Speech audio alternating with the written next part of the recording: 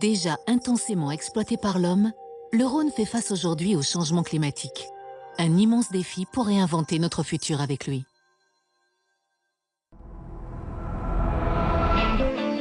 C'est un endroit mythique, le berceau du Rhône. Le fleuve prend sa source ici à 2200 mètres d'altitude, dans le massif du Saint-Gothard, à l'extrémité orientale du canton du Valais. Le Rhône, petit torrent de montagne au départ, né de la fonte de l'un des plus importants glaciers alpins. 8 km de long et 350 mètres d'épaisseur par endroit. Des mensurations trompeuses car le glacier fond vite, trop vite, et sa disparition à la fin du siècle semble inexorable. Quand j'étais jeune, ça veut dire à l'âge de 5 ans, c'était la première fois que je suis monté ici au bord du glacier du Rhône. Et là, le lac n'existait pas encore. Ce lac qui grandit presque à vue d'œil témoigne de la fonte du glacier du Rhône. Chaque année, 5 à 7 mètres d'épaisseur de glace disparaissent. Une perte de volume 2 à 3 fois plus rapide qu'au milieu du XXe siècle.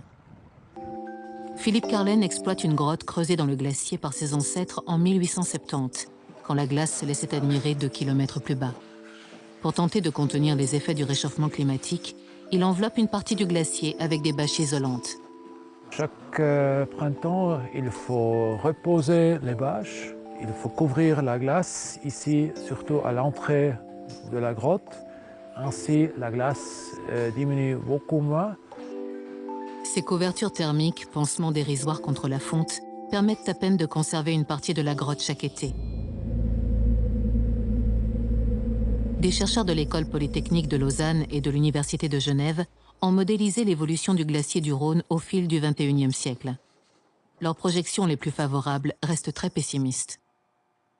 Si on réussit à mettre en œuvre une politique proactive pour remplir la mission de la COP21 à Paris, c'est-à-dire restreindre le réchauffement en dessous de 1,5 degré au niveau planétaire, eh bien là, on pourrait assister à un recul peut-être moins accentué du glacier, mais toujours est-il que je pense que les 2/3 du glacier, dans le meilleur des cas, aura disparu d'ici l'an 2100.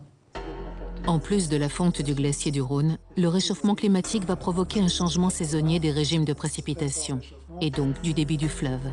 Les risques d'inondation vont augmenter en hiver et les épisodes de sécheresse seront plus fréquents l'été.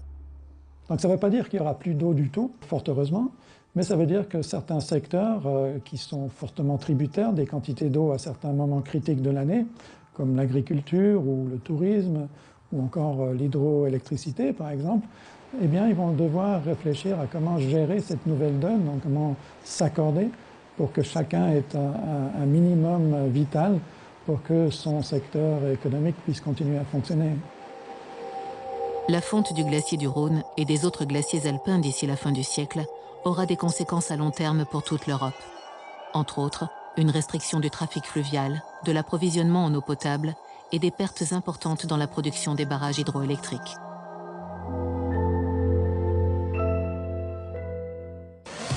Retrouvez tous les cours du jour sur le site coursdujour.ch.